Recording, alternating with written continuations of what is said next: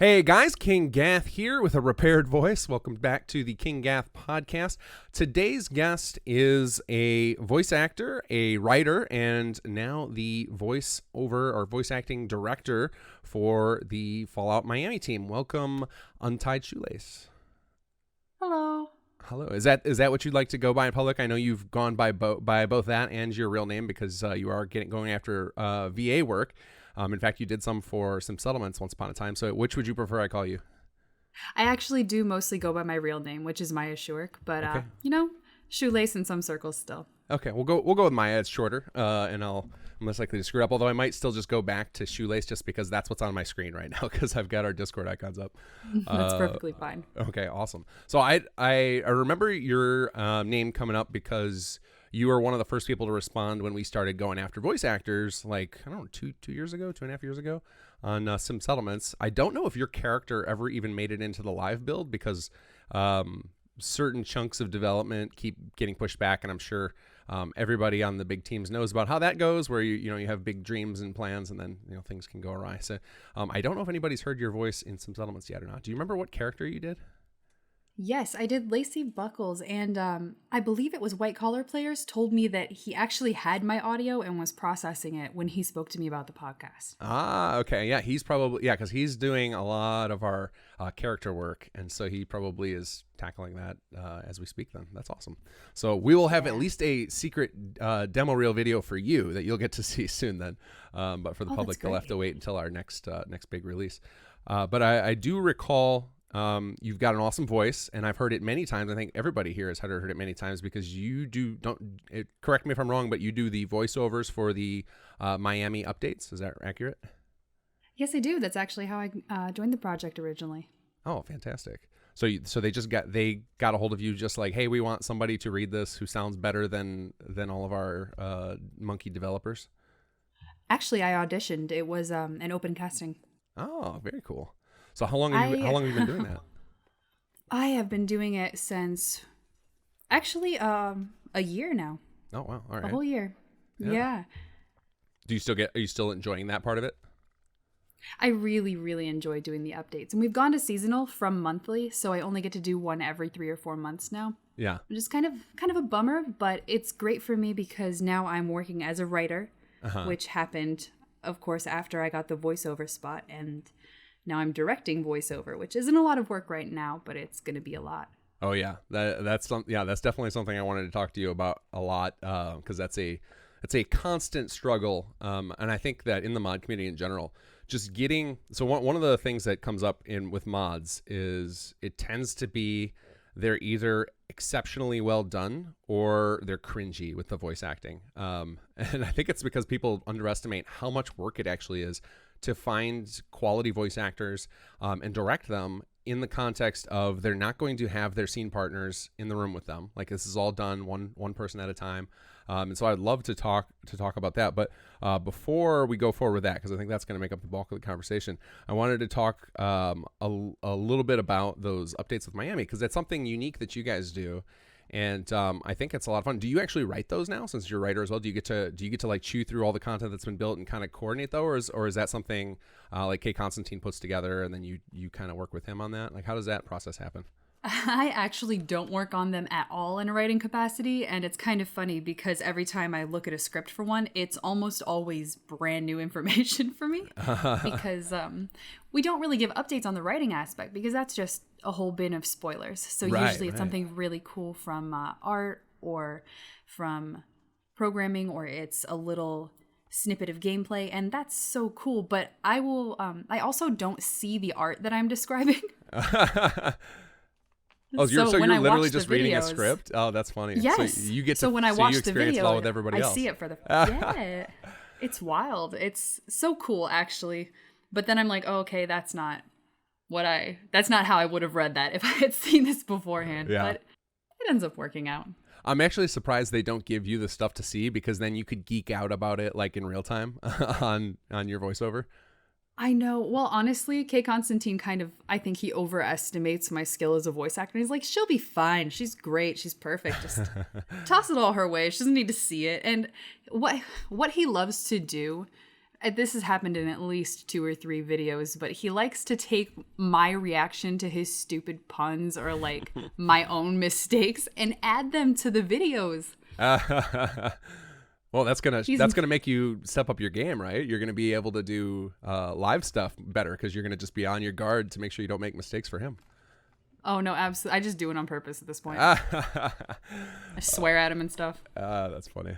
Yeah, we used to play around a lot with that when I was doing Let's Play stuff with one of my other editors who also is a YouTuber, and I would often crack jokes, and we would crack jokes at each other, and then he would slip them into my videos or like tweet them out, and it's like, oh, come on, man, that's supposed to be private.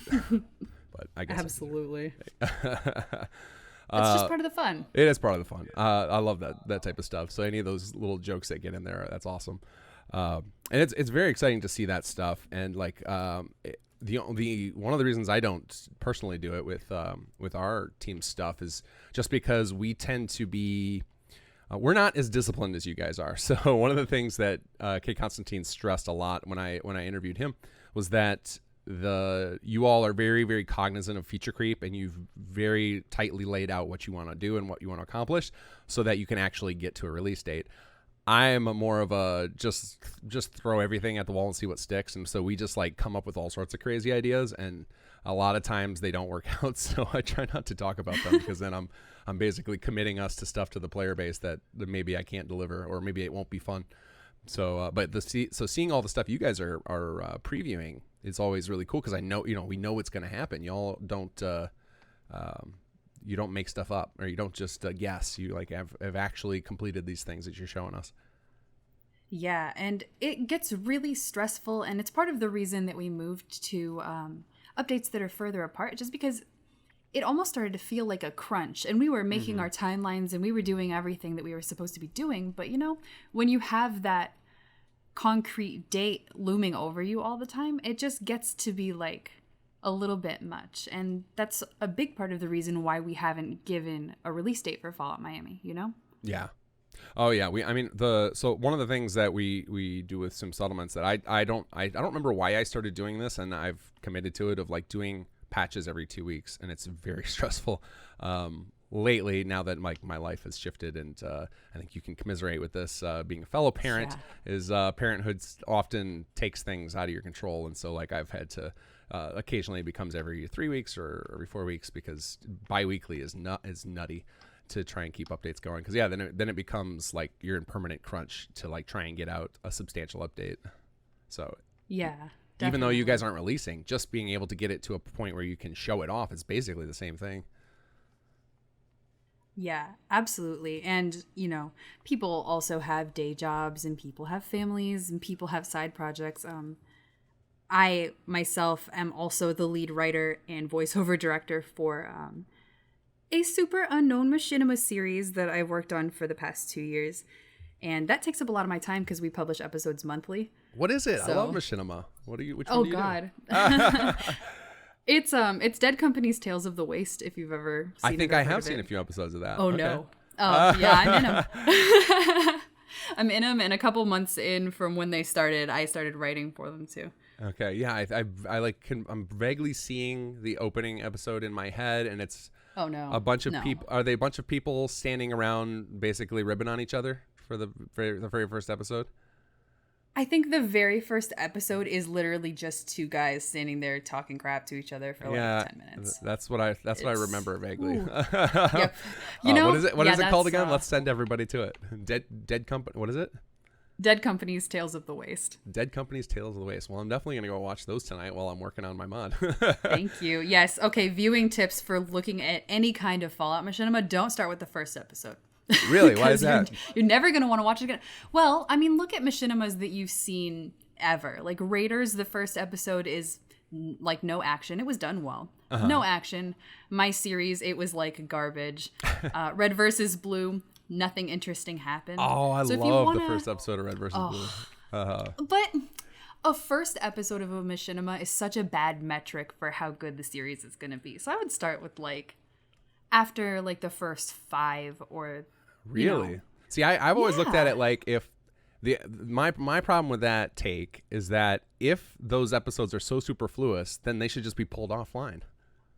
Like if they're not I don't necessary like to that. keep up with the machinima, then isn't that like bad writing?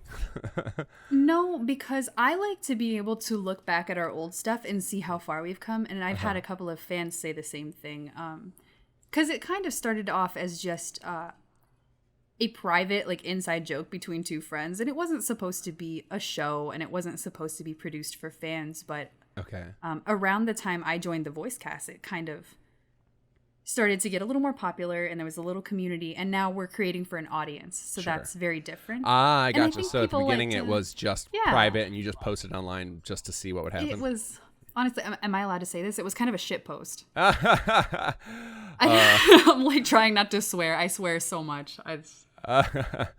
yeah, no, go for it. I always tell my guests, like, I have chosen to not swear for no, like, I don't care about the algorithm or anything like that with the cursing with YouTube, but that's just like I've been trying to stop because, well, for a couple of reasons. One is I'm a parent, so like, all right, my Yeah. kid's starting to copy me. I don't need to be the dude who sends his kid to preschool knowing all the 4-letter words, and then Oh yeah. and then also I found that it's people that I know who don't swear. When they do swear, it's always like, whoa, he must be serious. And I want that. I want that power. I want to take back the power of cursing. Oh, I know. That's Kay Constantine did that to me with one of the videos. He put one of my outtakes that had an F-bomb in it in a video, and people freaked out. I'd say, yeah, because those are all fairly surprise. professional and clean. Yeah. So then to have that in there is Yeah. like shocking. What is your, so on that note, I'm pretty sure your machinima is would be R-rated if it were a television show. Is that, or a, Oh God, a movie? yeah. Yeah. No, please, if you're not an adult, don't watch it. It's not I mean anything I always make cracks about that when I'm doing my let's play about this is a family show, and then I'll blow someone's head off of like anything in the Fallout universe is not supposed to be family friendly. If you shouldn't be playing Fallout 4, you shouldn't be watching the show. Right. Yeah, that is good rule. Yeah. So yeah, that's interesting. But I've never had that take on machinima, because it seems that most machinima series, when you start watching them, you get the feel that the person has like bigger goals right away from the start. I don't see a ton of them where I think like, oh, this person's just screwing around. Yeah, no, not this. Not this. That was definitely screwing around for us. So you'd say we should, anybody new, start at episode 5 or 6, and then if you like it, then you can go back and watch the other ones because you'll appreciate the growth. I would start. Okay, so the first episode is split into 3 because like the BS went on for so long. But Okay. the 4th episode, which is called Nuka World, which is really the second episode, is where you should start. Interesting. And what happened in the first episode was basically the girl stole something that the guy was trying to get, and that's the gist. That's what happened. That's the context. Sure. So from about the Nuka World episode, it's fine. Okay. And it, in my humble opinion, gets steadily much better over time. And we're still making it every month. Now, are you just writing and voicing for that, or do you do some of the actual machinima creating as well? I do not. My partner does all of that. I do some of the. There was an occasion where there was supposed to be like this really horrible, like Rube Goldberg mousetrap type of trap that we made that was supposed to look like garbage, and I made that. Oh, okay. So you built it in the CK or whatever. No, we actually used the settlement building for all of it. Ah, interesting. Okay. It's Yeah. takes a very long time. Having done now a lot of quest work for Fallout 4, I'm now, and I love machinima. I've and somebody on our team has often asked me to go do machinima because they're like, you can do all this great stuff with quest work. It would work the same way. I'm very curious how much of people who do Fallout 4 machinima would translate into just like them becoming amazing quest implementers and like mod designers, because it's a Yeah. lot of the same skills. It is. Actually, for this Fallout Machinima, we don't use the creation kit at all unless it's to like go in and remove a light asset or something. Ah, interesting. But Because that. we So what do you do use for lip entirely outside of syncing it. and such? We use lip flap. We don't use lip sync just because honestly, if we're gonna put out episodes every month, I don't have that kind of time. I used to implement dialogue through Skyrim Creation Kit when I messed around and made Skyrim machinimas back in the day. Yeah. But it's a little more complicated for Fallout 4. Well, after this, I will share some stuff with you. It's actually way easier than Skyrim. There's a bat file you can do it instantaneously with. But No way. yep, I can share that with you after the episode. Maybe you guys can step up your game. I'm on very your excited. Machinima. I would love it. That's something I've been wanting to do for about a year and a half. So actually, that would be so cool. Awesome. Yeah, I love the lip syncing tools that people have put out in the community are really incredible to speed up the workflow. It's made it possible for us to do some of the stuff we do on our end. And I think somebody just posted those recently on some other team, and I can't remember who it was, had posted a link to those. But anyway, there are definitely tools for that, so we can hook you up for sure. Awesome. Yeah. Well, I guess what I was getting at is if you are doing that stuff, it's like, well, now I want to talk to your partner as well. I know. To find out about what you're doing for that. Because it's for making machinima stuff for Fallout 4 is interesting because a lot of the when you think about machinima, I think most people think about things like Red versus Blue. And a lot of it tends to be done in online games so that you can have multiple people acting as actors and actually controlling the characters.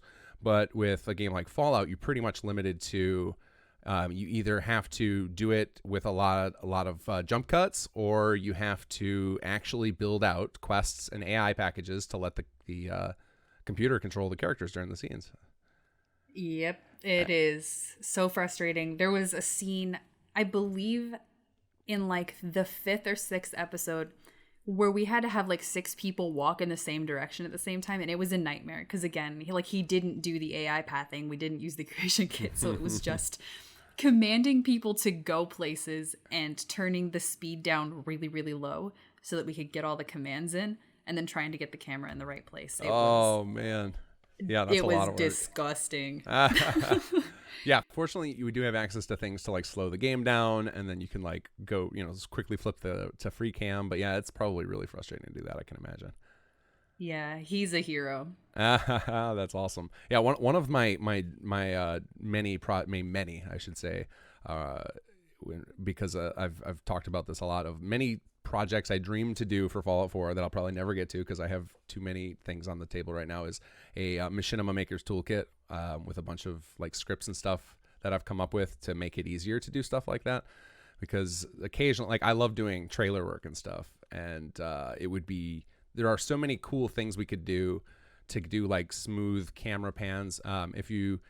If any of you have seen the Rise of the Commonwealth trailer, like all of that, most of that footage was recorded through some scripted sequences, and like stuff like that really makes doing machinima stuff a lot easier. And so I would love one day if I ever finish up with all the stuff I'm working on, it'd be awesome to be able to give that out to people so that we could see just cooler machinima made in Fallout 4, because it's actually a really good game for it. It is a great game for it if you can get it to cooperate. It looks so good, and the mods available are just out of this world. Oh yeah, absolutely. Have you seen the stuff that Pandemic does? Oh my god, he is so amazing? incredible. Seriously, I had trouble believing that it was a machinima, but I guess it is. And I think he custom made some of the animations, but it is in fact a machinima, and that's it's mind blowing. And I'm making myself a note right now to link this below, because anybody who hasn't seen this guy's channel, you guys need to go check this out. It's incredible. He does do custom animations, and I remember he put out a video when he figured out how to do custom camera animations, which I figured out how to do now as well, but I'm not an animator, so I can't really take advantage of it. But yeah, his stuff is just it's gorgeous. Like, it's like, man, that's better than any of the trailers Bethesda put out for these games. Yeah, it's just unreal. It's so cool. You guys have to check it out. Absolutely. So that's really cool that you're into that. I'm a big fan of machinima, and it seems to be, aside from like meme videos occasionally, it's not very popular anymore. Like, there's not a ton of it going on. It's not. And honestly, I know people from almost every popular Fallout machinima just because the community is so small. And I don't want to like name drop or anything, so I'm not going to say specifically, but I do know voice actors from like 3 of the big ones. Okay. Like, everybody knows each other. It's very cool. It's such a unique medium. Well, even outside of Fallout, it seemed like, was it Machinima, the channel, just got destroyed? What is it called? That's not what it was called, was it? What was Machinima, the big one? yeah. Yeah, it was Machinima. Okay. I thought it had like a second word after the end of the bit. But yeah, like the medium is named after the company. Oh, okay, got it. You don't see even, like, obviously, like the the RVB guys are off doing their thing, and they're, you know, trying to make movies and have all their other series going on. But you don't see anything that has come close to that in popularity anymore. And then, like, you know, if you go look at, if you just look at like something like the trending or the recommended section of YouTube, you don't see even random ones popping up anymore. At least I don't. And even though I will click on them. So like, it seems to me it's not a very, very popular medium at all right now, either in production or in viewing. Yeah, and Ian and I talk about that all the time, how like even 3 or 4 years ago, it was so much more popular. Mm-hmm. But I don't know what's caused the change. I think it's a lot of work, and when people get started, it's a lot more work than they thought it was going to be. Yeah. I think my bet is it's just that we're kind of in this weird space, and I bet my bet is this is one of those things that goes, it wafts back and forth, but we're kind of in like Twitch's day and age right now, which is where everyone just wants real time stuff because it's easier for the creators. The people get to engage with them in real time. But I could see there being like a strong desire eventually for it to go back to like scripted, nicely edited content. Yeah, I sure hope so. And honestly, the YouTube algorithm fights us every step of the way, and that's really disheartening to see too. But what keeps us creating is the community, and people are so grateful and people are so kind, you know. And we did actually cancel the Machinima back in January and went on a 3-month hiatus, and we decided to bring it back because what we were trying to do instead just didn't make us as happy. We love working on it, but it's so hard, you know, to stay motivated on something that just really isn't that popular. Right. Yeah, I always talk about that with modding with people, of like telling people go endorse the mods, like go leave positive comments, because when people know that somebody out there cares about what they're doing, they are so much more likely to work hard on it. For real, it's all we have, you guys. Please give us compliments. It's all we have. Yeah, which is, it's funny, and there's a lot of studies on the fact that once people have like their basic needs met, that they don't, like, money doesn't even inspire people to continue to go. It's all about like feeling like that it has a purpose, and often just other people saying it means something to them is enough, which is just crazy to think about. You'd think that the only driving force would be like you're trying to turn it into a business, but in reality it's like, you know, most of us who do this creative stuff on the side, we've got our 9 to 5 figured out, and now we just need like a creative outlet, and we still want that to feel meaningful. Yeah, exactly. And that's actually why I decided to pursue voiceover professionally, because I knew that making machinimas and writing for mods wasn't going to pay the bills. And I'm fortunate enough that I voice act professionally. That's fantastic. A blessing. Yeah. Do you do anything people will have heard so they can like put your voice to a character or something outside of the machinima? That you're willing to speak yet. On? I know you've already given out your real name so people can stalk you, but no, it's okay. I use my real name on Twitter and stuff. It's fine. But no, probably nothing that people will have heard of if they're not into the Fallout modding community. I've done a ton of voice work for Fallout New Vegas and for Skyrim, just in the mod capacity. Yeah. The professional voiceover work that I've done is like for indie games and stuff that haven't been released yet. Yeah. So I can't talk about those. Yeah, for sure. I just started voice acting. I started voice acting shortly before I submitted to Sim Settlements. Voice acted for the first time, and I just got my first agent this year. Oh, awesome. So yeah, it's a very slow and agonizing process. So people ask me a lot how you break into voice acting, and it's such a hard question because there is no answer, you know, right? Because I can tell you exactly what I did and it's not going to work for you because I just got very, very lucky and knew a lot of people. Yeah, I think that's the case for a lot of professions, especially now, like everyone is seeing as they graduate college and like, hey, I got the degree now, and then no one's hiring, is that it ends up being more about networking anymore than anything else. It really does. And honestly, like when I got my agent, I expected business to pick up so much. But the reality of it is it's a bigger job pool, but it's a bigger actor pool. So it's really about the same. Right.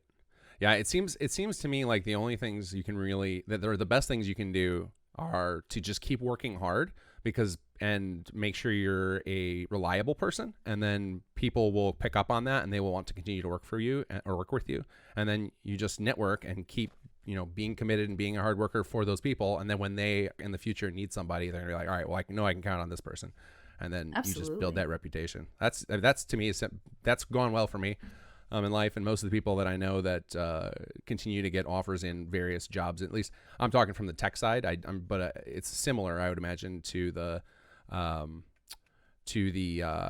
acting world, in the sense that like a lot of it is because I'm in the contract area where it's just like random little projects. It's not necessarily like full-time gigs. And so I think all of us in that contract market tend to have that same thing going on, which is you just kind of got to build up a good reputation with enough people, and then you just become a desired commodity over time.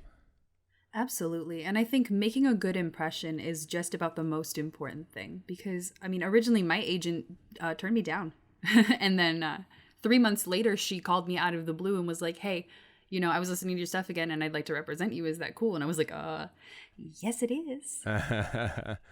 Now, would you say that your work on mods helped you put together a demo reel that helped you get forward like that? Like, is that a thing you would recommend to people who want to get into it? Well, my demo reel, I actually commissioned an amazing writer, Alex Flanagan, and she is known for The Cryptid Keeper, and I think she voice acted for a couple of, if you've heard of the No Sleep podcast or Congeria, I think she has guest acted on those and written for them, big question mark. Sorry, Alex. But anyway, I commissioned a professional writer to write my demo, so it's not my previous work, but absolutely, I think that above everything else, my work on Fallout Miami has helped me get a foot in the door in so many places. Sure. So do you think it built up your confidence in your abilities, or like what was the big thing that you gained out of it? Or was it just networking? Was it just the contacts? Definitely networking, definitely the name and the scope of the project, because working on a project of this size for this long is an achievement, and nobody should ever let anybody be like, you didn't get paid to do this, so it doesn't count. It doesn't matter. It's work, it's work that you can hold it up and be like, I've done this. And to be honest with you, the Machinima also has helped me get work, which I was floored. That's awesome. So I think the key is to not underestimate your own accomplishments, Yeah, absolutely. Well, and I think in this age where most content, especially when you're talking the creative field, is like most content is given out for free anyway. Like it definitely doesn't have to make money anymore for it to be a valuable piece of, self-marketing. Like anything you've created or been involved in can definitely help and show off that you know what you're talking about, at least. Definitely. Huh. That's it. That's very cool that you're making it. You're following that dream. It does seem to be one of those tough things. I think a lot of the people who respond to auditions for mods and stuff tend to be in a similar boat of just being like, I'm not sure how to break in. So I've always been curious if that's a useful stepping stone. I would imagine that no matter what, it's anytime you can just, like you said, if you have stuff you can show off that you've done, you've committed to projects, you've shown that you're capable of being involved in something big. That's good. But also just trying it and doing anything, you get better at it. So like each time, you go through and take up a role, give it your all, and then, you go back, listen to it. You can learn what you could have done better. You get feedback from audiences. Like that can't not be valuable to you. Yeah. And I'm going to say this and people are going to go, oh no, but it's absolutely true. If you want to be a voice actor and you want to break into voice acting, you're going to have to take some terribly cringy and badly written roles. You are. I straight up, the Machinima was like the first quote unquote real role I ever got. And at the beginning, it wasn't the coolest thing, definitely wasn't the greatest thing, but it's become something I would put on my resume. But like I used to do Minecraft Machinimas. Okay. I used to voice like fan dubs. It just, whatever gets you the experience that you need to go to a project like Sim Settlements or Fallout 4 New Vegas, show them a portfolio and be like, look, I've done this before, Right. Anything. So you almost build up like levels of your demo reel. You first build up a demo reel to get onto tiny projects, and then you just slowly just kind of build up to bigger and bigger projects, and then you dump some of that stuff you're ashamed of as you go. Yeah. And start telling people Absolutely. to start on episode 5 of that Machinima. I know. I feel so bad. Ian's gonna listen to this and be like, dude, what the hell? Well, everybody listening to this who follows the link is going to go to episode 1 now. I know. It's Enjoy, kinda- you guys. I remember hearing an interview with Todd Howard where he had talked about the show Black Mirror, about how somebody had told him don't watch episode 1 because it doesn't reflect what the show was, and of course he went and watched episode 1. And I do remember Black Mirror episode 1 being really, really jacked up, being like, what the hell? Like, why is this show so popular? Listen, I didn't realize that it wasn't like a series. So I was like, Oh, where like the that it was hell anthology are they thing. going to go from here? What is the story that could possibly happen after this? I didn't realize it was like episodic. Not The episodic, anthology but- thing instead of a serial like everything else is. And then I was trying to figure out what the next episode had to do with it. I was like, wow, that was a strong first episode. Very bold. God. It certainly accomplished what they were trying to accomplish. And it was a ballsy move. Yeah. I think that's what it was. They're trying to make a big splash and get everybody's attention, and I think it did. I know. I actually have seen a lot of Black Mirror, and it's very hit or miss for me, but one of the episodes that is really, really good actually stars Daniel Kaluuya, the star of Get Out. Mm-hmm. And it's very, very awesome and incredible. And then some of them are like the first episode, and I'm like, what is this? Yeah. I love I love the episodes where it's like, and I haven't even watched all the series because I kind of got put off by the first one. I'm like, I don't know if I'm into this, but then it turns out that those always end up being my favorite. I love the ones where it takes like some sort of look at, because I mean the whole idea of it is like looking at society and looking at some of the darker things that could come out of it. I always like the ones where they take a look at technology and like, all right, what if we chase this all the way to the end like that? Those are really interesting to me, and often it ends up in really terrible places. Yeah, I was hooked on it for a good while when it first came out.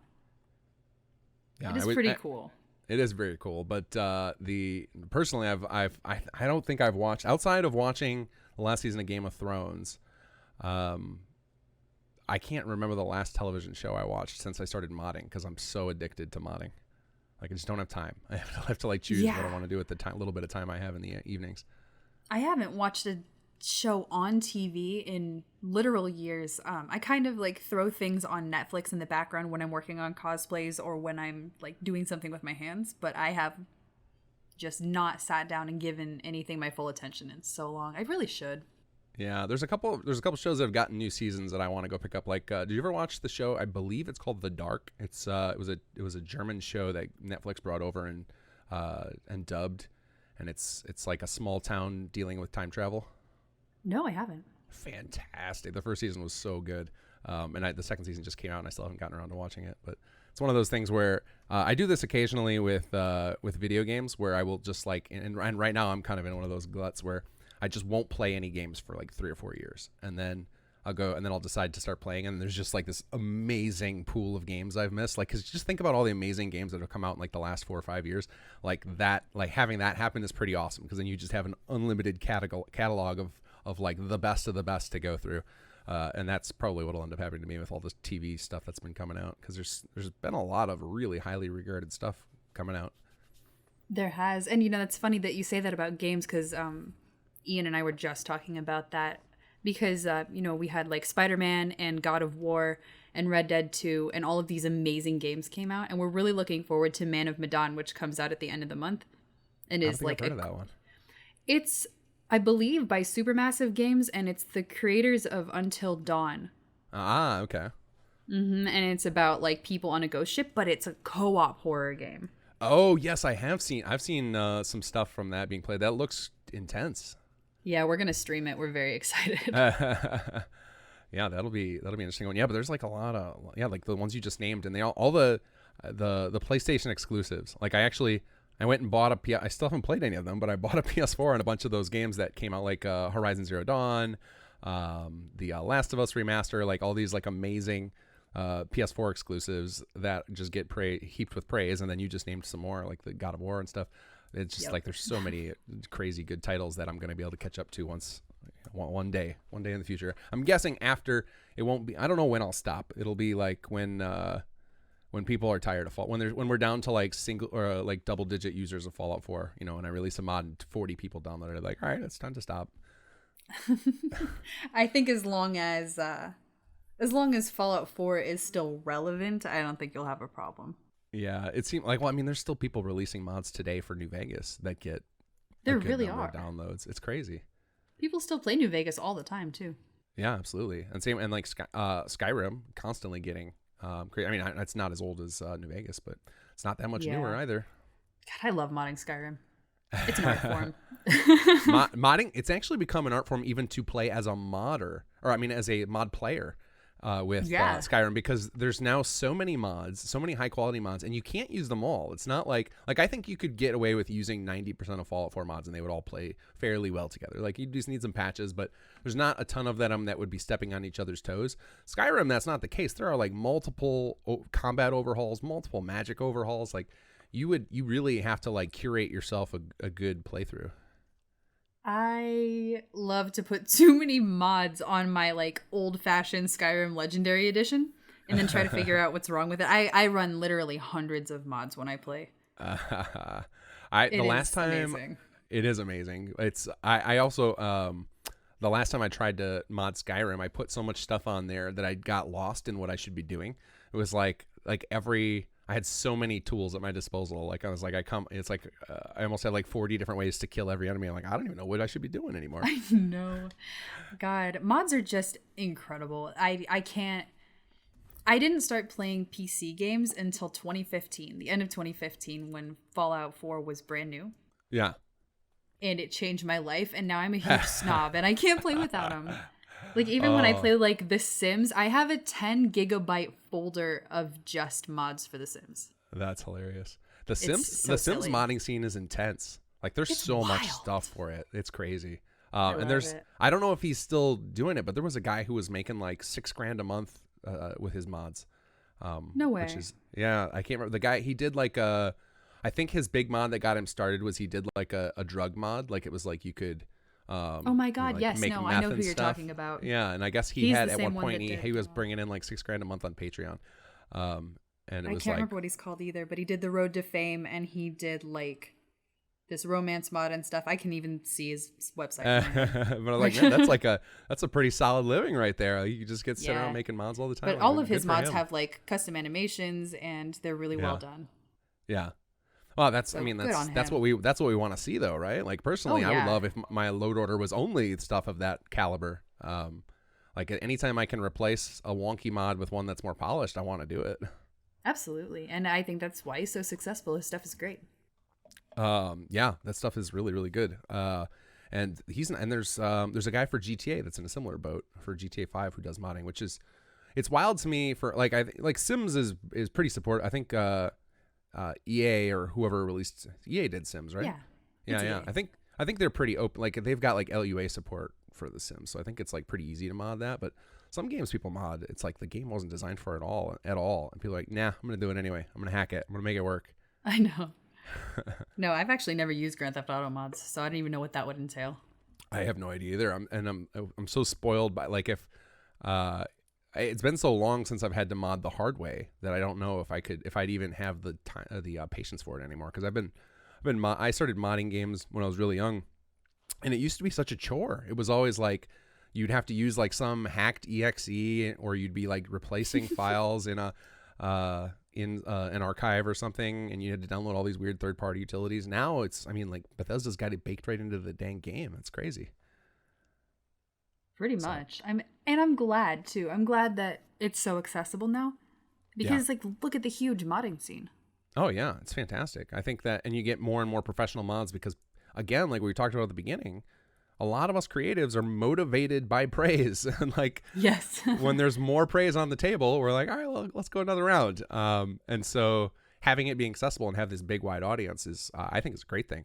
There are definitely arguments against it. One of the arguments has come up a lot lately because of the talk of mod packs, because Nexus just put out their request for comment. Juiced and I just talked about this for quite a while about how we were very excited for mod packs because we would make it more accessible. And for me, a lot of it was like, as a player, thinking about the things in Skyrim, I don't have enough time to play anymore to do a proper job at building a good mod order. So I just want somebody else to do it for me. And like the idea of being able to play like Step or Gems with a single button install is very appealing. But as others have pointed out, one of the downsides of having the wide audience is that there are a large number of people in that wider audience who aren't going to put in the effort or care to understand how much effort goes into mods, how much a lot of modding is on the user. Like you have said, it's fun sometimes to solve those problems, but the average person who comes along for the first time, they don't see it that way. Like they're not going to find the joy in problem solving a 200 mod load order. Well, especially if you don't even know that, software like Loot exists that can help you sort your plugins. Right.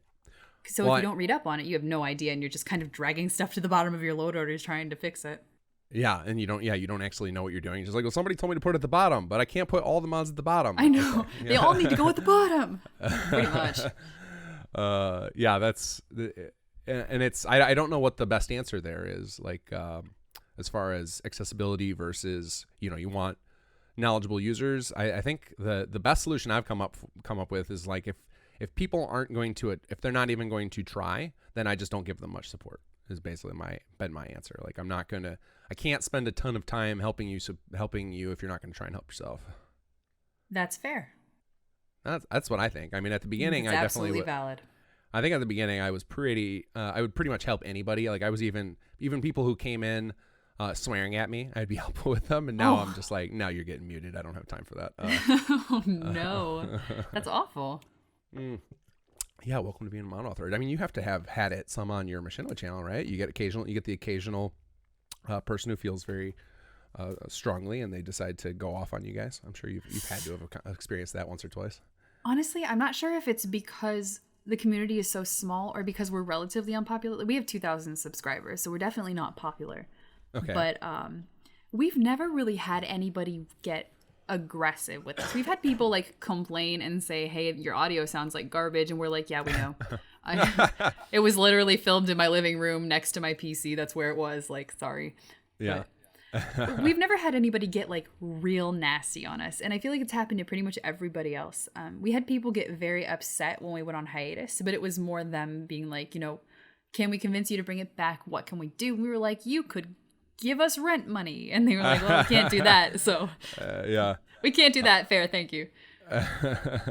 Yeah. Well, that's a good kind of upset. Like when people are upset because they're passionate and they want to see more, that's awesome. But it's, I described them as the people who scream die in a fire to strangers. Like those types of people are attracted to all sorts of random projects. And it's very painful to deal with them. Yeah, that sucks. That's awful. Mm-hmm. Well, I mean, I think if you haven't had to deal with them yet, you will eventually, especially if you're trying to get into the public space with voice acting. Eventually, you'll get some of those fans, air quotes. But it's that's one of the things where mod packs have the potential to draw in more of that crowd because once you make it easier for everybody, that includes the bad people, the people that don't put in the effort, unfortunately. But I think it's a worthy trade-off because I bet for every one of those you draw in somebody who was afraid to try mods and then all of a sudden is like, oh, this is really cool, and then you bring on a new fan. And I think you can see that with how many people are playing with mods for Xbox with Fallout 4 and Skyrim Special Edition. It's like there's just so many people who are interested in mods now on those two games, and it's fantastic. Yeah, it's awesome. So have you played, now you said you just got to PC in 2015. Does that mean you were a console player before that, or were you not much of a gamer before that? Yep, I was a console player my whole life up until then. What were your go-to platform, or did you collect them all? It was a healthy mix. It was definitely, it was Nintendo up until the PlayStation 2 came out. Okay. So like my whole life, like I started with the old brick Game Boy and the Nintendo Entertainment System. Nice. I never had a GameCube, so I bought one when I was in college. But yeah, N64 was my jam. And then the year that, this is kind of personal, but like the year PS2 came out, my parents were divorced and they weren't talking to each other about what they were getting us for Christmas. So they both got my brother and I a PS2 for Christmas. So you each had your own? No, we had to share them because they wouldn't let us take them to each other's houses. So like we Oh, that could have been amazing. we had two between us and we didn't you get could have our each own. sat on your own doing I know, I was little side by mad. side. Yeah. Well, it's still. I mean, I guess better having one at each house than not having one at either, because that was Yeah. a great system. It was, oh my god, some of my favorite games. Like Final Fantasy X is one of my all-time favorites. Yeah, And, that was the last Final Fantasy I got it that I could get my head wrapped around. Like after me that, too. I'm just 10-2 was not what I expected, and maybe I'm saltier than I should be, but it kind of turned me off the series. I hear that like 14 is really, really good. Yeah, I've heard good things about it. I tried to get into. I played 12 for a bit, and I screwed myself over in the way I built my characters because that system was so open ended that you could make bad characters, and then I got to a point where I couldn't go out of the stage I was in, and there was like this boss where there was a big wall that would like crush you, and so I couldn't get past that. And it was pretty early in the game, and I just built such terrible characters that I screwed myself. And then I was like, screw this game, I'm done with it. Sounds about right. Yeah, that's actually one of my arguments against the open skill systems is that, you know, when you let players build bad characters, it makes for a bad experience, and then they're just like not going to have fun. That's actually something that we had to talk about on the Miami writing team, was how bad do we want to allow people to be? How much freedom do we want to give them? Because we definitely want something that is more free and open than Fallout 4 itself. Yeah. It feels, and of course this is nothing against Bethesda or the way they handled it, but it just doesn't feel like you can be whoever you want. And it is a role-playing game. It's an RPG, so it's understandable. Right. But we did have to sit down and have that talk of like, how evil are we going to let people be? You know, how far are we going to let them dig themselves into a hole? Are we going to allow them to break quests if they do, you know, very bad things? So, you know, it's something you have to think about when you're creating a game or a mod. Yeah, the character thing is really an interesting one, because one of the problems with it is if you just start letting them kill off whoever they want, then it makes it really hard for you to design characters people can care about, because you're going to have to assume it's like, all right, well, this person's killable, so we can't put too many resources into them. And then I think you kind of go down that rabbit hole of like, you just start making these disposable characters, and that's not going to be fun. Yeah, and I don't think it's spoilery to say that that is something that Kay Constantine thinks about all the time and takes a great deal of care in. There aren't a lot of disposable characters in Fallout Miami, honestly. And that's awesome. something that I think we can be really proud of. Yeah, I mean, it's I think like that is like, I think a lot of players probably feel like the essential flag is a sin on characters where, you know, you just shoot them and they just go to their knee. Like I personally used to think that until I started getting involved in quest mod design, and I'm like, all right, I see why they have to do this, because like the number of fill-in characters you would have to even make these things make sense, or you end up having to do, like, I think this is kind of the route Bethesda kind of went, is basically almost everything in the game is like one-on-one interactions with a few distinct characters, and then you can't have like interesting cutscenes because they're like, well, the player could have killed off all these characters, so they can't be involved. So instead, they're just like, they just have the companions chime in periodically, but not a real interaction. It's just, you know, the character just has an offhanded comment about the situation, and it doesn't feel very engaging. It doesn't, but you know, people complain about it and they don't understand the work that goes into it. And I know that you do. Mm-hmm. So you have room to talk. Well, one of the things we did with Conqueror, which is the first quest mod we've done. It didn't start out as a quest mod, but is quickly becoming one. Is we introduced right at the beginning of it, we introduced a perk called Executioner, which lets you murder anyone in the game. Like it just overrides the settings Bethesda has, so you can walk up to Preston and just murder him. Mm-hmm. And one of the things we were talking about when we were starting out was like, all right, then do we have to write our own story to accommodate that? And we just can't do it. There's no way we can make a believable story with engaging characters where any of them could be killed in the middle of it at any moment, because then, you know, it's like, what happens if they kill all of our characters? Like, do we have to just then have proxy characters that could pick up their voice files? Like, that's not going to be good. So ironically, we offer players the option to kill anybody, but if they kill any of our characters, the story ends. Sounds about right. Yeah, I'm like, all right, well, you can kill them, but then the quest fails. Sorry. Well, I think people are going to have to decide whether they want to be, you know, killing with impunity, or do they want to actually play the mod. Right. I think that's the solution there, is like, you let people kill whoever they want. I think the thing is The nice thing with something like what we did there with the executor is you have the option to kill them, but it's very clear because the only way you can execute is if they're on their knees already. But the fact that they went to their knees means you aren't supposed to kill them. So it's kind of like we're letting you know, like, you can kill this character, but it's, you know, you're basically sacrificing a chunk of the game. Yeah.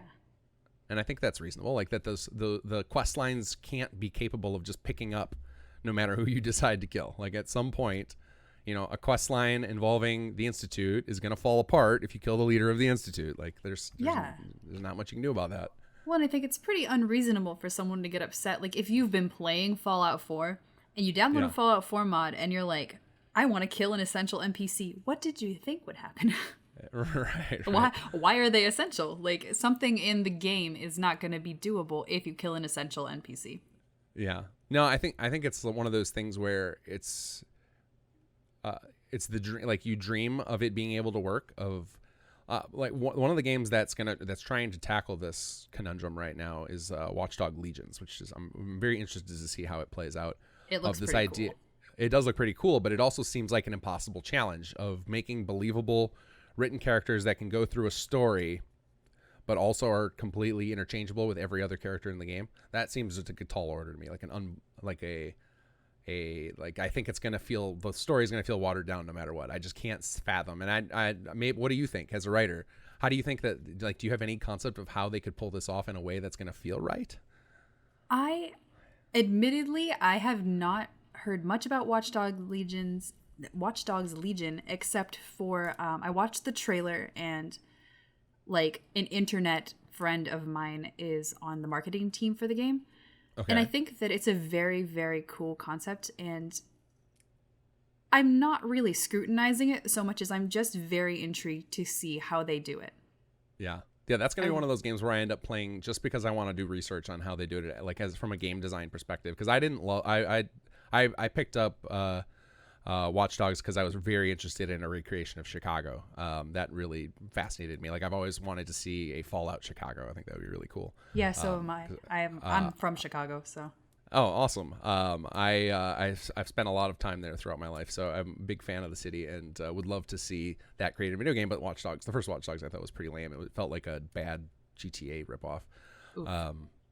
So like I'm not real excited about the franchise it's in, but that premise of being able to take anybody in the game world, any character you run into, and then play them as the main character with an actual story. That was the part that fascinated me, because I could see, sure, you could do that. You could do that in Fallout. You could go take over any NPC and take control of them. Like that's not that complicated. But then to have them have dialogue and dynamically generated backstory, and actually it gets used in the narrative, that seems like what? Yeah, it's very ambitious, and I think that whether it ends up being really, really amazing or whether it ends up being not so amazing, I personally feel like I have a lot to learn from it. Sure.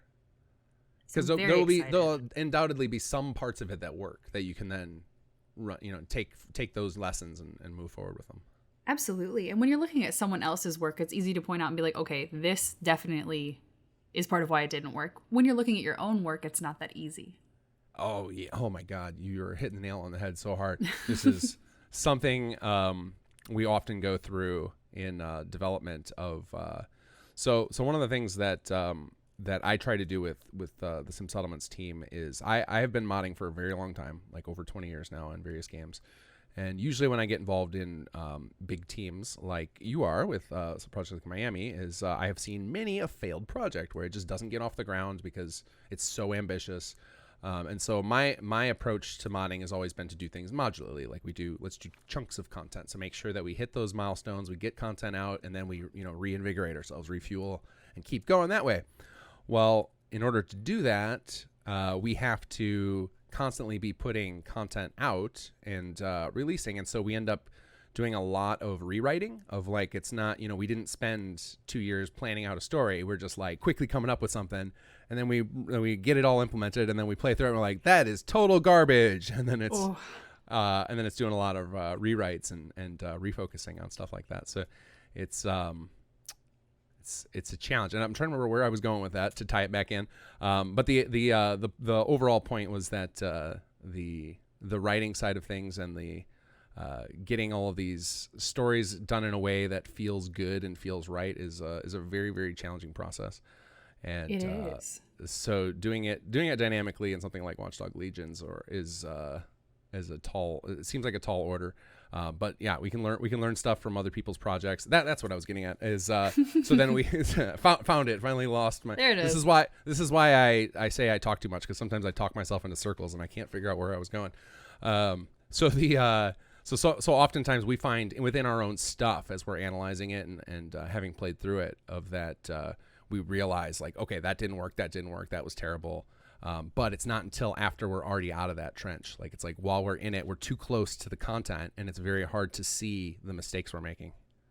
Yeah, and it can also be a little bit of denial, because when you've worked on something, you don't want to be like, okay, this doesn't work and we have to throw this out. And, bringing it back to my trash machinima, we've had to scrap entire episodes because we were like, this is not going to take us in the direction we want to go. And we have the whole entire series at least roughly outlined and planned through the very end of it. So we know what's going to happen. So now we just have to decide what happens to get us there. And we've had to scrap 3 entire episodes, and it sucked, man. Like we were really mad. Well, kudos to you guys for doing that, because that takes a lot of strength, and it's always the right thing to do, though, too. So yeah, thank you. But yeah, my point was, sometimes you're just kind of sitting there like, okay, I know I have to toss this because it's not gonna work. Right. But what if we could make it work? And that's just, at the end of the day, you're just wasting everybody's time. Right. Yeah, it's that's a tough one, especially when you take it all the way through production, which is why I even brought up our stuff, is because we often do that. We'll take ideas to production, and then it's like that's not great. That's one of the downsides of working very, very agile, of like trying to power things out, is sometimes you pursue ideas that weren't quite baked enough. Oh, that's rough. I'm fortunate enough that that's never happened to me, where it was like fully produced and I looked at it and I was like, this sucks. But I've definitely done that with voice work. Sure. Oh, yeah. Well, that's one of those learning things, like, Oh, that is my son. Real quick. What's that? That's my son is up. Hey, bud. I'm going to go put him back in bed really fast. Sorry. Okay. Well, we're going to pause and we'll come back. So we had to take a quick little break there, but we're back now. I just want to say this is my favorite type of podcast, and this is why I love the conversational style. I came in with the plan of, I want to talk to Mya about voice acting, directing, and we've now talked an hour about nothing on that subject at all. We talked about all sorts of other stuff instead. I love it. Very, very cool to hear that you're into and making Machinima, and I'm definitely gonna go watch that series tonight. So, Thank you. All right, so let's bring it over now that we had that break. Let's talk about what I wanted to talk about originally, which was voiceover directing. So you're doing that for multiple projects, and it's something you're recently taking on. What does that role involve for you? Like, what does that entail? Because I have a rough idea of what it entails based on the projects I've worked on, but I think it's different for every project. I think it is, because your current voice director is Cobus. It is Cobus, yeah. It is Cobus. Cobus and I go way back. He's one of the first friends I ever made in voiceover. And from what I gather, what he's doing for Sim Settlements right now is very different from what I'm doing in Fallout Miami. And okay. I think that there are a couple of reasons for that, but mostly because right now what I'm doing consists of going through auditions and making a roster. You know what I mean? Because usually voiceover is one of the last things that get implemented in a mod. And this thing is so big that the easiest way to manage it is to kind of keep people tabbed for certain things. And then whenever you need a voiceover part filled, you just kind of pull from the list. So that's really what I'm doing now. It's almost like secretary stuff. But I do listen to them. You're listening through for people who have probably like reasonable equipment, and cutting out people who are, in an unrecordable environment, and people who can't act. I imagine you're cutting those people out. Yes. Well, the very first thing that I do is I check to see if they included a demo reel, and if they didn't, I can't accept them, They still get put into the mailing list, so they do get an alert when an audition comes up. But if we don't do open casting for it, what can you do? Right. Yeah. And so right now you're focused on just the real early phases. Well, I mean, you guys are doing it as you should for a project of the scope you're doing. We are. Which is making sure you get the whole thing roughed out and in a good spot before you just start sending out scripts to people. Yeah, we are.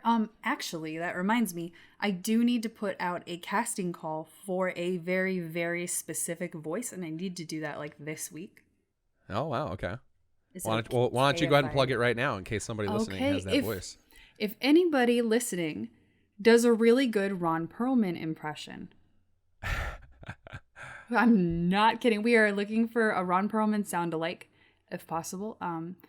You should have a non-USB microphone and a decent recording environment, and we are going to be posting that on Casting Call Club sometime in the next week, whenever I can get the little excerpt that Kay Constantine once posted for the audition. Nice. Yeah, I'm sure that's there are professional Ron Perlman impersonators out there that you can hire. And I bet one of the most common requests that they get, the work they do, is for war never changes. Like, and obviously I cannot do a Ron Perlman impression. But I could see that being really cool. I don't know what you guys are going to do, but can't wait to see it now. Yeah, I think a couple other projects are looking for one as well, so. Yeah, well, I think a lot of people want to do the full, well, especially on the projects like Miami, Cascadia, etc. You all want to basically have the thing feel like a complete Fallout experience from beginning to end. Oh yeah, absolutely. And who wouldn't? I mean, it's such a cool thing to be able to pull off. And I think there's always this fear, because it's such a common thing throughout the history of modding, of these projects never making it to completion. Do you, I mean, I don't think you'd be involved if you didn't think that Miami was going to get there, but in your involvement so far, does it look like you're on track to actually see this thing come to the light of day? Like, I have to be careful here. Yeah. I think that to get as far as we've gotten, you have to be incredibly invested in the project to begin with. Yeah. You know, there have been very big bumps in the road, and with any big project that has a scope like this one, it's going to happen. You know, people have come and gone. Department leads have changed. But yeah, I think that it's definitely doable. I think. That's fantastic. And I know it's one of those, like, the kind of garbage question, because you couldn't tell me otherwise. But inevitably, whenever I do these, whenever I have somebody on from the big teams, there are like 4 or 5 comments. Is this ever going to actually get released? So I figured I would just address and it. those comments suck to see, because why say anything? What is the purpose of being like, oh, this is never going to get made? I'm like, thank you. I've devoted the last 2 years of my life to making it. That is such a sweet thing of you to say. Like, yeah, no, instead we need the opposite. We need that, like, I can't wait for this to come out. Well, you have to think of how many people work like multiple hours a week on this consistently. Yeah. You know what I mean? Because some of us work like 10, 20 hours a week on this project for free. Yeah. And have for a long time. And we've had like over 100 people have their hands on it at certain points. I'm like, why would we do it if it wasn't because we planned on finishing it, you know? Right. Oh, and I guarantee you there are 1 or 2 people on all these big teams who put in 40 to 60 hours a week on these projects. Good God, yeah. Like, it's a big giant labor of love. Because like even team, like, with the exception of crazy things like the Skyrim Together team pulling in $30,000 a month on Patreon, Jesus, most of these teams will never make enough to cover a single person's salary who worked on it. Like, that's how much a labor of love it is. It's not going to pay anybody's bills. It's just like, I've always wanted to build my own Fallout game, so I'm gonna do it. And then enough people getting convinced to jump on board. It would be awesome to if we could get past this skepticism about these big mod projects. And I think we're finally in an age where that can happen. Like, I think the tools have finally gotten simple enough, and there are enough highly qualified people not working, thanks to the wonderful situation we find ourselves in with college grads being unable to work, and enough people with crappy, unfulfilling jobs in the corporate world, that I think we're at this like age, this golden age of modding, where you're going to see a lot of these big projects get finished. Yeah, I think so. And honestly, one of the big draws of working on a project like Fallout Miami is the absolute creative freedom that it gives you, and it draws in incredible talent like Max G, who is our lead animator and does all of the animation, as a matter of fact, and Sergey Nice, who is an incredibly talented composer. We have a lot of amazing composers and artists that work on this mod who should be doing it full-time professionally, and, you know, they chose to be here, and that gives me so much hope and faith in the project. Yeah. It's definitely that can definitely be a strong draw. You start seeing some of the samples that these people are pulling out, and it's like, oh my God, I want to be a part of that. And then when they start sharing that stuff in the team, it inspires other team members to be like, all right, let me show what I can do. It's a really fun environment to be in. Absolutely. So, all right. So you said, I don't want to just skip past the voice acting thing, even though you are at a much earlier phase than I was thinking. So one of the reasons that there's so much more involved in the way Sim Settlements is doing it is because we're trying to do this rapid pace development of like getting out content every few months or even in the case of Conqueror, every few weeks if we can, is that we end up having to almost write and record in real time. Like it's like we write, just have a meeting to talk about how it's going to play, send it off to the voice actors, get it implemented, and then just do fills later. That's not a great way to do things, but that's kind of the necessity to do it more like a live service type of deal, which is kind of a dirty phrase in gaming anymore because it tends to be that's such a turnoff for players with how bad the practices have been around it lately. But for modding, I think it's a great thing, but it's a totally different way than what you all are doing, which is you're all basically taking this production level to the same way a full game company would do it. So you're going to end up with basically a full DLC sized mod full of either robo voice or placeholder voices. Is that accurate? Full of placeholder voices? Yeah, like so when you're when your team is kind of getting this stuff sketched out, do you because right now you said you're kind of in that secretary mode of, no, I get what you're saying. I actually hadn't thought about that to this point, but probably will be me. Probably will be me and Kate Maya Constantine. voicing every single character. Honestly, it will probably be me and my significant other just doing like sample lines to fill in the gaps, or it will be like Kate Constantine or whoever wrote the dialogue. Maybe I actually hadn't thought about that at all, but most likely. I think what Bethesda does, because you can see they have the tools for it, is I think they have the implementers just record their own voice. It's so easy through the creation kit. Yeah, it's so easy to do in the creation kit. We've started using RoboVoice as the fill-in. We've got a little exe that lets you generate robo files for the lines, but it's night and day different to the final performances. It's really I'm glad you brought that up. It changes the tone of things so much at the end once you've got them in. Like that's actually my favorite part now of doing quest design is after all the work of getting all the quest triggers working and the objectives firing, and then the final stage of like listening through all the lines and replacing the robo voice is so satisfying. It just makes it all real. It's very cool to hear your voice in a finished mod. So I can't even imagine like seeing your own mod come together with all the voiceover and everything done. Yeah. But for you as the voice actor, seeing your character come to life with your voice has got to be really cool. It is, and I've had a couple of mod authors who did do like a voice showcase of my character for me, and that was so cool. I'm trying to remember. It was a Skyrim mod, and I wish I could remember what it was called because the mod author was so great and made me like a whole voice showcase of all of my dialogue, like working in game. That's awesome. That's something we started doing. That's something we started on the Sim Settlements team at the behest of Kobus. Kobus is such a great guide to the voice actors out there.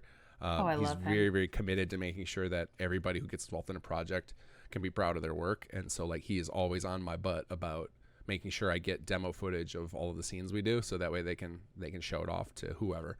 And that's become very important to our team to put those together. So you'll get yours eventually whenever White Collar finishes your character from us as well. Thank you.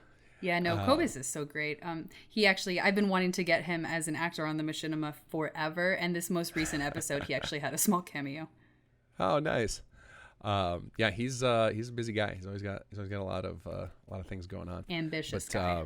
He's very ambitious. But that's what so he's our primary voice guy on the team and does all the stuff for Conqueror of recruiting and coordinating the actors and making sure they give out their best performances. In the long term, is that kind of what you'll end up doing for the team, or is that up in the air still? And right now you just have to play secretary? Yeah, at the moment, I think It's just getting things organized and kind of setting a good foundation for myself and doing the things that I think are going to help me stay organized in the future, because Fallout Miami has so many characters and so many lines. It's a very quest heavy mod. Yeah. And the hope is that all of the characters have distinct voices, not necessarily distinct actors, but right. you know, we want to have it so that it's not got the Oblivion thing going on where you had the same six people voicing it. Yeah. Yes. Unlike one is Todd Howard in his closet and it's just chaos. So I'm just kind of that's a helping little endearing myself. to me, though. I love when I can hear the same, when I can recognize the same actor multiple times in the Bethesda games, because you get why they had to do it. Like, it's amazing that we get, I mean, especially at the time, you think back to the earlier days of RPGs, and like anytime there was full voice, it was like, this is amazing. I don't have to read all this stuff. So the fact that they did it, were able to do it at all. I mean, now it's just expected, but from a mod, I think people would very much forgive doing multiple characters with the exact same voice. Yeah, absolutely. And even on the mods I've done that were really, really well done and didn't have that many characters, there were still voice actors who would do two. It's very common. You know, Raven Gate is one of them. Had the same actress voice two of the Blacklist fighters. She did great. And I think that if you listen, you can tell that it's her. Yeah. But it's definitely not something that anybody really notices or cares about at the time. Right. Yeah, I think that's one of the jobs of the director, is to determine that, of reading through these characters and being like, all right, this character's purpose is not front and center enough to the narrative factor, so it's not as important that they have a unique voice. Like, I think that those types of determinations are important. And something like a combat arena and having their shouts and stuff, or maybe their smack talk beforehand, you can get away with probably having that person be voiced by multiple or by the same person as another character. Yeah. You really just have to consider how similar are the voices they're doing, and do they talk to each other? Because for Fallout Miami, in fact, I voice characters that I believe do speak to each other, and that's gonna be yeah, that's definitely something that comes up we gotta be concerned with, and making sure the characters don't have to talk to each other, especially when we start doing we actually already have this problem, and I think it's kind of funny, and so I've just left it, is we did voice re-records for the Nuka World Raiders, so we could have all their lines for players that don't have Nuka World, and then we could change the dialogue to match our story. And occasionally you will have two raiders with the same person's voice have a random conversation with each other. Whoops. Where there's the same person voicing both sides of the conversation, and it's really funny. So it's fun. I like stuff like that, though. Well, it's all, if it were primary narrative stuff, we would have cut it, but because it's there's Nuka World has these random conversations where it'll be one guy says something like, "Oh man, that guy really showed you up in front of the others," and then he'll respond like, "I'm gonna kick his ass," and basically they just banter back and forth, and so it's not important to the story in any way. It's just to give some flavor to the settlements, and so it was with that, who cares? That's fun to hear this if you hear the same guy talking to himself. It's great. It's a feature. It's like in Fallout 3 where you hear Gary talking to himself. It's just good old Gary. It's just a nice little thing. Oh God, I love Gary. That's gonna be the best part of Capital Wasteland Project. They have to do the vault. They got to do the Gary vault. I'm so excited to see it, and I do a lot of voices for Capital Wasteland as well. So it's something I would very much love to see get made. Yeah, well, they have they're doing an interesting approach on it, of just focusing on the main story, and not getting bogged down with trying to do all of the side quest content as well. So yeah, I only voice act for Capital Wasteland, so I'm really not sure of the inner workings. You know what I'm saying? Yeah.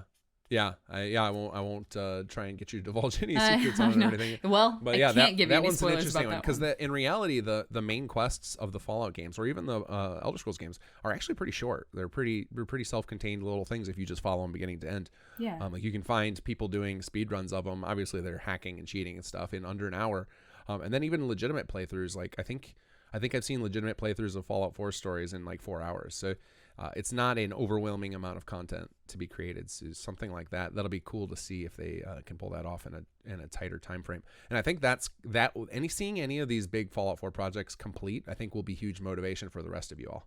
So definitely. The ones that are going for the longer game, like Miami and Cascadia, I think if you see a release from Capital Wasteland or Fallout 4 New Vegas or one of the other teams, that's going to be a big bump. We can do this, guys. If they pulled it off, we can do it.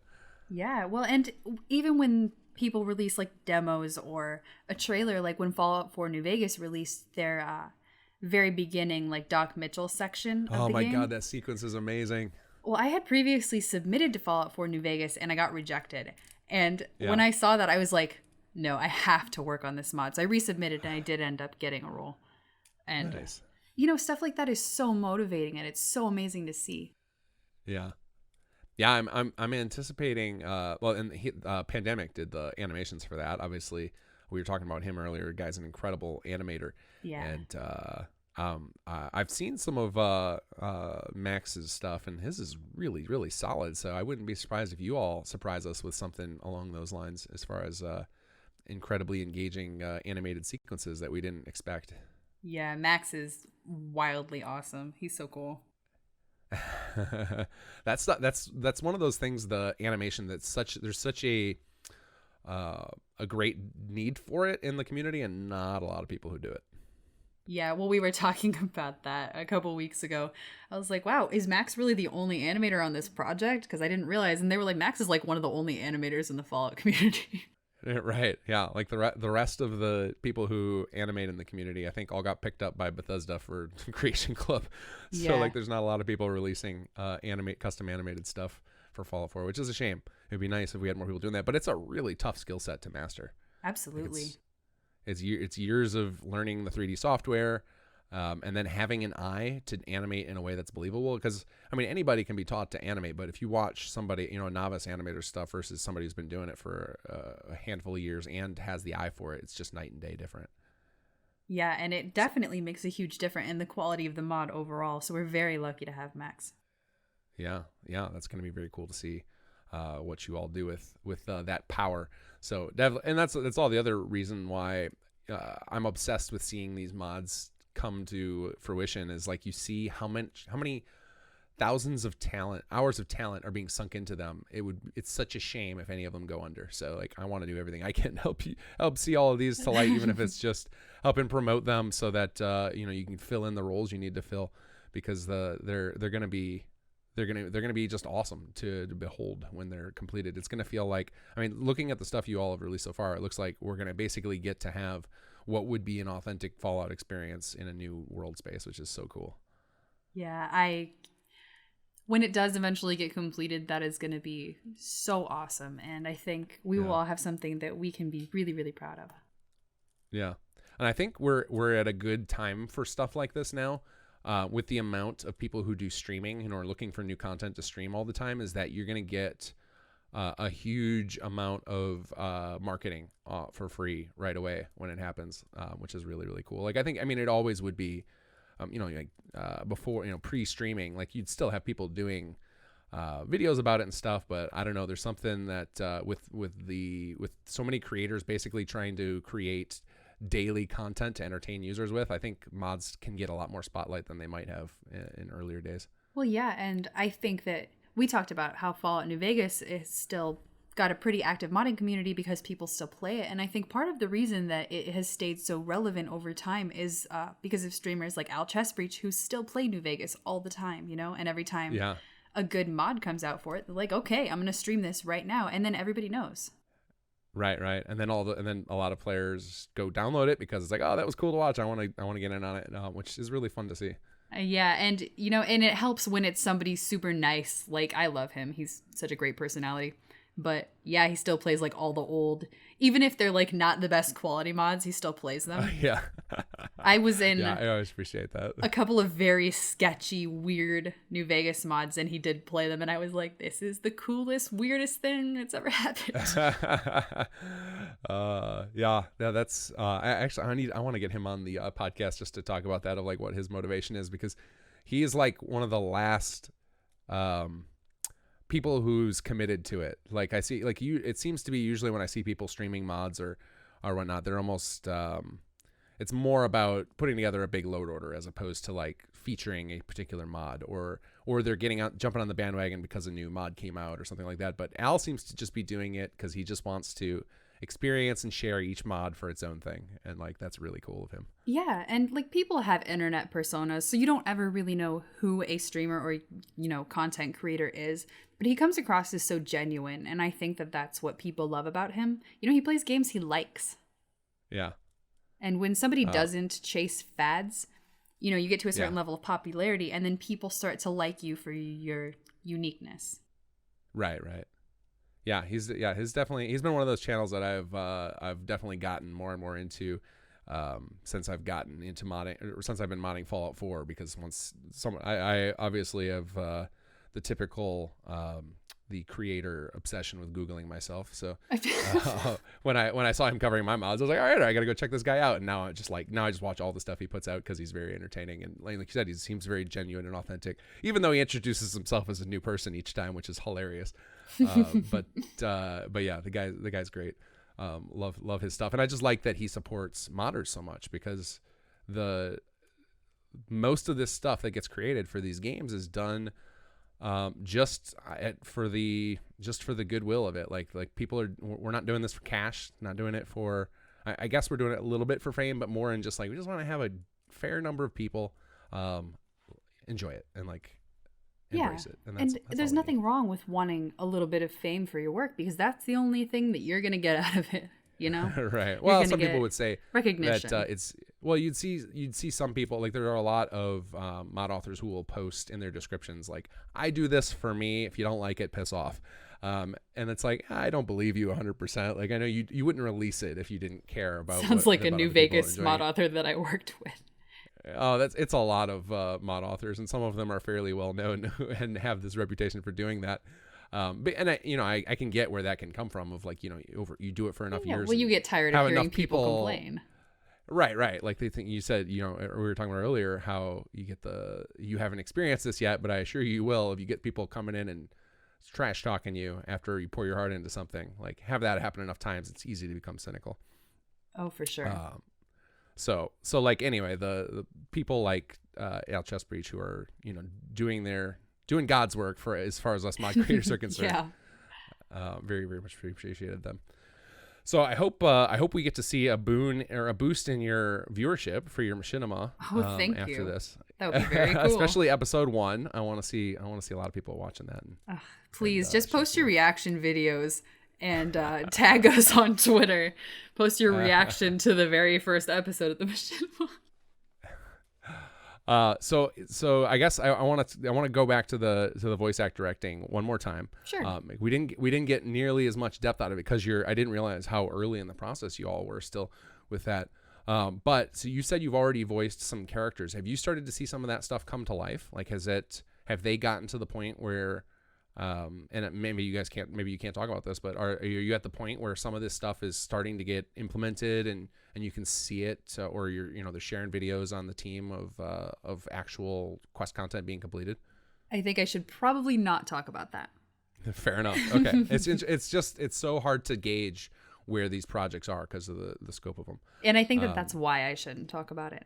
Because sure. If I tell you, that'll give you a good idea of where we are, and then people will expect a certain pace to be maintained. You know what I'm saying? Right. And that's really hard to do when everybody's got to put their real life stuff first with these things. Is like, sometimes you can get going at a good clip and you get a bunch of stuff done. And I'm sure that's happened even with the updates y'all do for the public updates. Is you put out this quarterly update, it looks like you made crazy progress, and then the next quarter it might be half of that amount of work got done. And it's just the nature of these projects. Yeah, and I think you just need to protect all of your developers from those expectations. Yeah. Well, I mean, that's probably another good reason you all went to the quarterly instead of the monthly, is that absolutely not just the burnout, but you also get to curate a little more and set and kind of come up with a list of things. Maybe you did a lot extra this quarter, but you don't show it all off yet. Like, it's like, let's not set expectations too high. I used to have a boss at a job I used to work at that did that for our tech stuff. Is we weren't to finish jobs too quickly, because then we would set an expectation that wouldn't be realistic all year long, which was I always complained about that, but now I get it. Yeah. All right. Well, this has been awesome talking with you. I'm very excited about Miami, obviously. I'm very excited to go watch your Machinima now. Is there anything else you want to talk about or pimp out before we close the podcast? No, I'm not going to shill any more of my personal projects, but it has been great talking to you. It's been a long time since we've actually worked together, so it's been awesome. Yeah, I will. Like I said, I'll make sure you get a demo of your character, and hopefully, maybe we'll throw you some more voice work in the future if we got any good fits. Awesome, that would be great. All right, great talking with you, Mya. All right, take care.